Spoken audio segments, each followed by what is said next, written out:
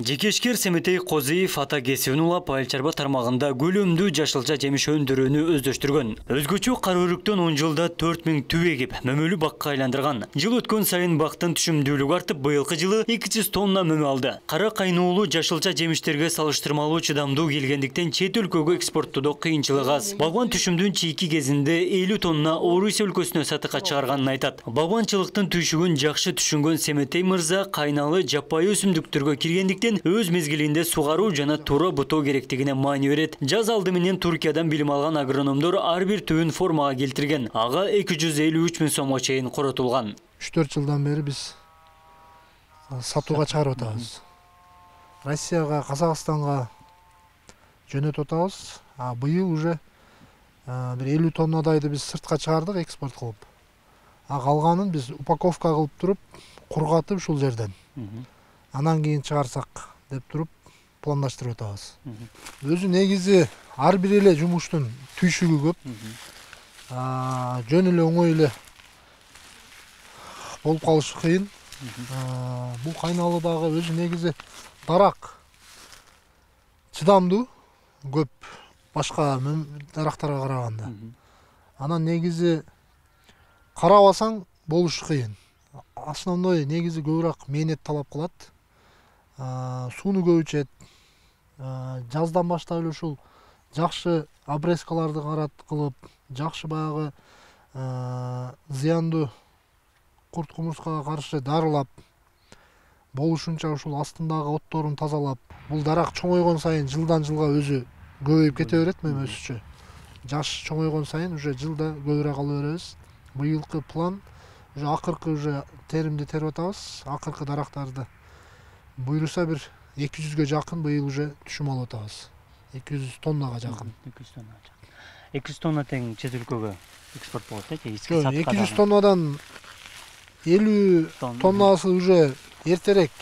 Себеби бул жолдо пышырып алып туруп жөнөтсөк болбой калат. Эртерээк биз жөнөткөнбүз буга чейин 50 тоннадайды.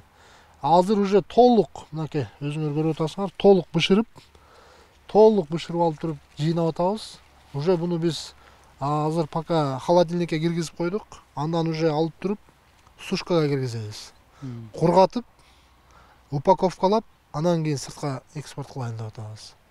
Мындай сразу эле чийки берип жүрбөй, өзүбүз упаковкалап туруп жөнөтө турган болсок, пайдасы жакшыраак болот да.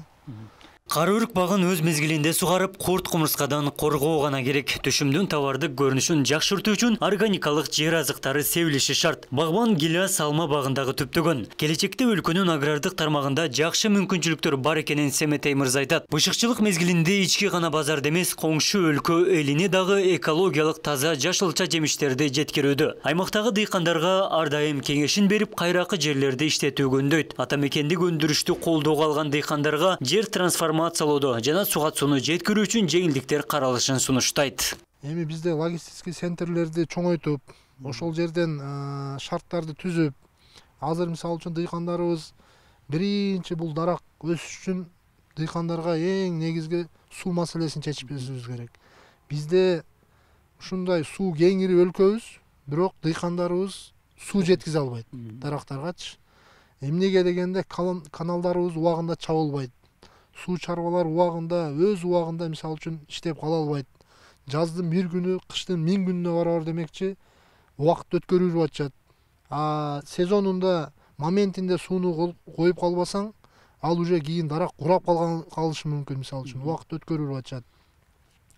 Бизде ушул канчалаган сайларыбыз, канчалаган чоң сууларыбыз коңшу өлкөлөргө жөн эле агып кирип кетип атышат да. Өзүбүздүн дыйкандарга пайдалуу сууларды чыгарып, ушул каналдарды чаптырып, көбүрөөк сууларды ушул айыл чарба багытындагы жерлерге буруп, айыл чарба багытындагы жерлерди чоңойтуп, кеңейтип, ошол жерлерге көбүрөөк дарактарды отургузсак, сырттан келген клиент дагы мисалы көбүрөөк келет да.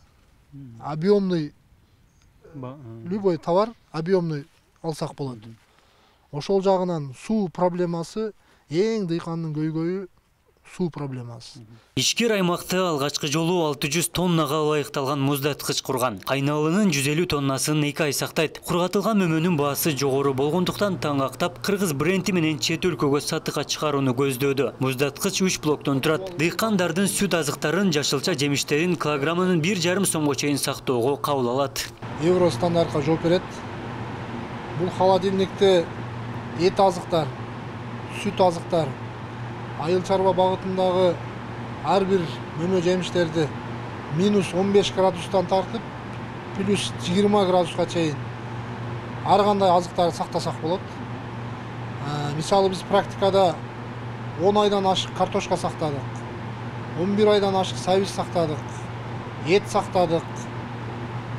Бул жерде сапаты өзгөрбөй жакшы турат. Мына азыр черный слива киргизгенбиз. Ушул жашыл боюнча турат да, курабайчы. Азыр эми муну биз пока временно киргизип турдук. Быйыл бул жерден алып туруп эле сразу сушкага киргизебиз. Анан жардырып туруп кургатабыз. Эки вариантта кургатабыз. Пока временно эле турат. Бир боксту плюс градуста, бир боксту минус градуста сактасак болот да. Мисалы бир азык плюс 5те турса, дагы бир азык минус 10до турушу мүмкүн. Мисалы эт минус 7, минус 10до турат. Этти отдельно бир камерада минус градус менен, башка жашылчаларды плюс менен сактасак болот. Багбан бала кезинен тартып дыйканчылык менен алектенип келет. Соңку жылдары өлкөдөгү агрардык тармакта өнүгүү бар экендигин ишкер айтат. Абдумалик Базарбаев, Самат Сейдамат уулу, Ош ТВ.